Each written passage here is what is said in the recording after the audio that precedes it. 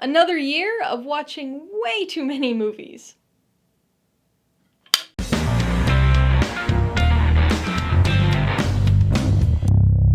Hey everybody, welcome to Mainely Movies. Just like I did last January, today I'm going to be doing a cinematic recap of sorts by going over my 2022 Letterboxd Year in Review. By watching my reviews, you guys only get a very limited sampling of all the movies I watch each year, so I wanted to share a slightly more comprehensive look at my year in film. You guys seemed to enjoy the 2021 version of this video last year, and I always love looking at stats like this, so I wanted to do an updated version for this year. I know a lot of you already have Letterboxd, or are at least aware of it, but for those of you who aren't, Letterboxd is a website that allows you to keep track of the movies that you watch. There are a ton of features, like the ability to rate and review films, to organize movies in lists or with tags, to follow your friends' movie activity and interact with the broader film community. And then there's just lots of movie information to dig your teeth into. Different ways to sort and filter and organize the movies you've seen, the ones you haven't seen, the ones you want to see. The vast majority of these features are available with a free account, but the year in review I'm going to be going through in this video is a pro feature, so it does cost about $20 to unlock. Now, I joined Letterboxd back in 2014 and have been pretty obsessively using it since then. I watch at least one movie every day, as you'll see in a minute, so Letterboxd is just part of my daily routine at this point. I plan to continue doing this year in review recap each year, but I've been playing around with some ideas for other Letterboxd-based videos, so if that's something you'd be interested in, definitely let me know in the comments below. Alright, so let's dive into these stats. At the top of the page, we get an overview of sorts for the year. So you can see here that I watched 708 movies last year. That 708 isn't restricted to just movies released in 2022 though, so it includes literally everything I watched last year, including rewatches. That's a 46 movie increase over 2021's 662 movies, and it's actually the most movies I've watched in a single year since I joined Letterboxd in 2014, beating my previous record of 683 movies in 2020. Moving on, I wrote 83 reviews and created 20 new lists. The next two numbers here reflect my social activity on the site, which admittedly is limited compared to other social media sites. So I liked 3 things during the year: films, lists, other people's reviews, things like that. And I left 7 comments on reviews or lists.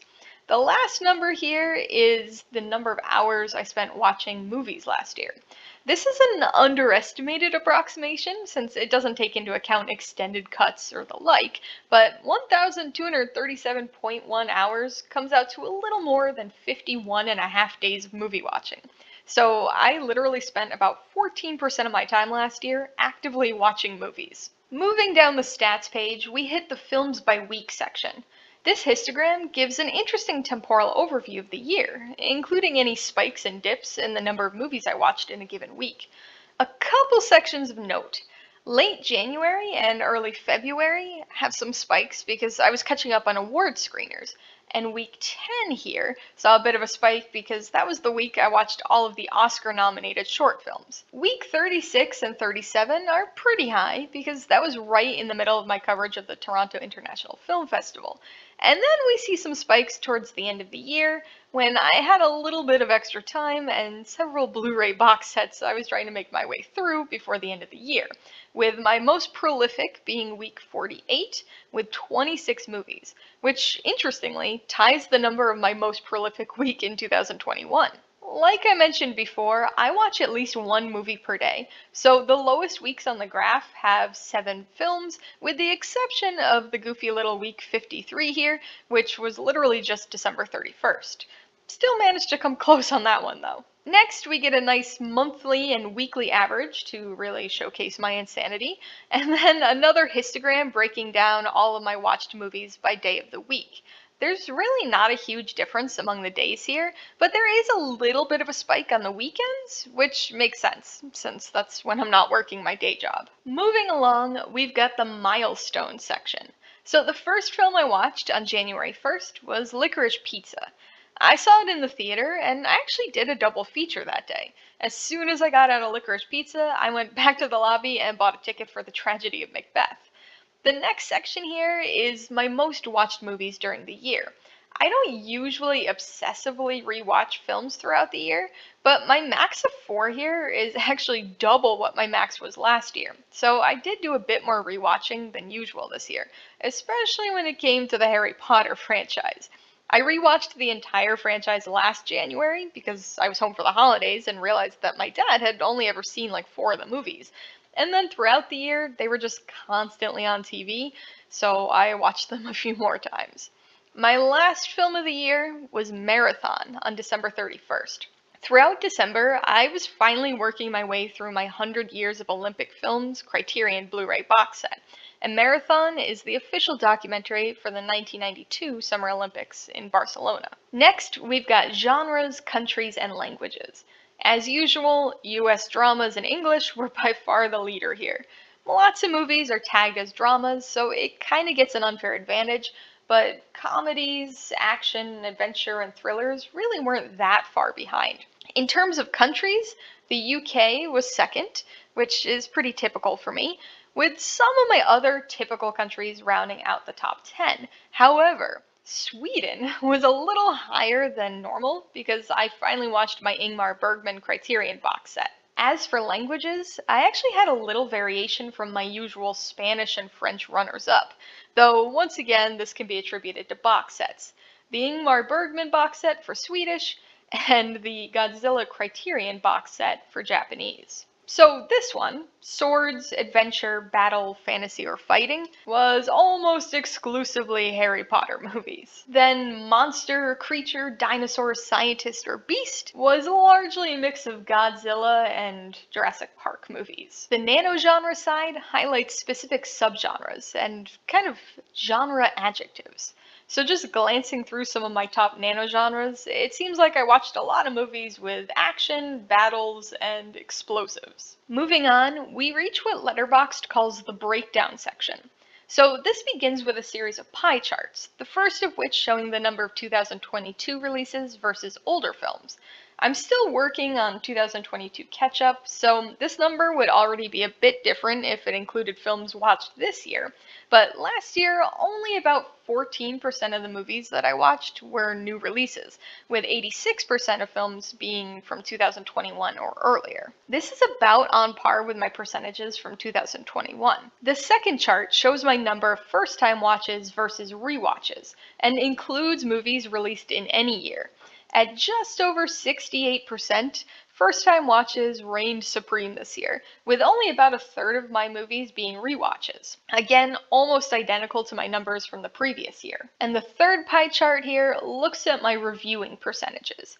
This chart more closely mirrors the first one, and you can see I reviewed about 12% of the films I watched this year. So the remaining 88% were either just movies I watched for fun, or if they were a rewatch, I had likely previously reviewed them during the year I had first logged them on Letterboxd. The bottom half of the breakdown section has 2 more interesting pieces of information. The first is a histogram showing my rating spread for the year. As usual, 3 stars, or paws, were my most frequently given rating, with 254 films this year. That said, things were skewed towards the positive side this year, with nearly 24% of films getting 3.5 paws. At the extremes, I didn't give any movie a half-paw rating this year, and only 5 one-paw ratings. 3 to shorts, and then to Plan 9 from Outer Space and Zombies when it came to feature films. On the other end of the rating spectrum, just like last year, all of my 5-paw ratings were given to rewatches of old favorites. To find my highest rated first time watch this year, you'd have to go to 4.5 paws to find The Batman, Everything Everywhere All at Once, Glass Onion, and The Banshees of Inisherin. The third segment of the breakdown section highlights my watch list, which is a feature on the site that lets you keep track of movies you're interested in watching. So you can see I watched 81 movies from my watch list, which is pretty good. I did add 60 more movies to the list, but I finally made a little dent in the list for once. Next up is the stars section, which allows you to toggle between most watched and highest rated. Highest rated can be fun, but it's very easily skewed when you've only seen 2 movies. So I never put too much stock in it and instead find the most watched much more interesting because it really tells the story of your year and especially of any franchises you might have watched. As you were probably expecting based on the stats above, this section was dictated by my Blu-ray box sets this year. Number 1 on the year with 16 films was Andrea Romano. Don't know who she is? Well, neither did I before I finally watched my 10th anniversary DC Animated Universe box set that I picked up back in 2018. She's a voice actor for a ton of those movies, so that's how she and a bunch of other people like Gray Delisle, Bruce Timm, and John DiMaggio made the list. Then we've got the Ingmar Bergman box set, boosting people like Gunnar Bjornstrand, Max von Sydow, Erland Josephson, and Bibi Andersson. Haruo Nakajima earns his spot thanks to the Godzilla franchise, and then of course we've got some Harry Potter stars sprinkled in here due to that franchise rewatch. Moving on, we've got the directors section, which functions just like the stars section. Once again, highest rated can be fun to look at, but it's way too easily skewed, so I always stick with the most watched. Again, box sets were the primary driver here. Ingmar Bergman is the clear leader here, with 41 films thanks to the massive Criterion set. Then we've got Krzysztof Kieślowski with his set of Decalogue films, and Ishiro Honda, who directed a whopping 10 of the Showa-era Godzilla films, including the 1954 original. Next, we've got some frequent directors from the DC Animated Universe set I finally completed, as well as some Harry Potter franchise directorial alumni. Of my non-franchise, non-box set directors, good old Alfred Hitchcock takes the top spot with 6 films this year. Next is the crews and studios section. Again, there's a toggle for highest rated and most watched, and by now you know which one I find more useful. I'm not going to spend too much time on this section this year, but if you're interested, feel free to peruse my stats page or pause this video for a closer look. I'll give you a hint. There's a lot of box set and franchise influence here, too. Moving on, we've got the highs and lows section. So of the films I watched in 2022, Come and See has the highest average Letterboxd rating at 4.6 stars, while Zombies has the lowest at 1.6 stars. Certainly can't argue with that one.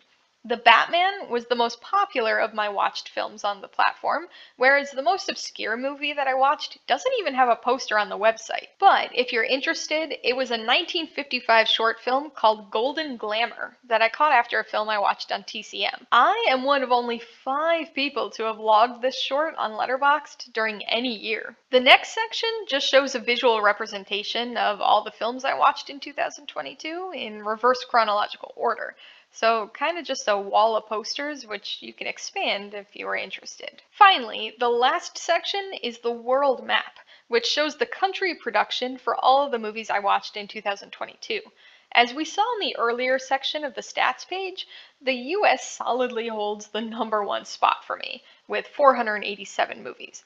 But even though the numbers may be low for the other countries, at least my movies were relatively diverse this year. The Olympic films definitely helped out a little bit with that. As usual, African cinema always tends to be a bit of a blind spot for me each year, but I did finally manage to watch a Rwandan and an Egyptian film this year. Alright, so there you have it, my 2022 Letterboxd Year in Review. I put a link to the stats page in the description below, so be sure to check it out if you want to dive deeper into any of the sections. And of course, don't forget to give me a follow while you're over there so you can keep tabs on my movie watching throughout the year. So, do you have a Letterboxd account? What does your 2022 Year in Review look like? Be sure to let me know in the comments below. YouTube has a tendency to automatically delete or sometimes hide comments with links, so you're better off just including your Letterboxd handle rather than trying to link directly to your profile. Alright, so if you got some enjoyment, insider information out of this year in review, I'd appreciate it if you'd hit that like button. And if you haven't done so already, please hit subscribe if you're at it to see more videos like this, as well as movie reviews. Till next time, this has been Alyssa with Mainly Movies, the way life should be.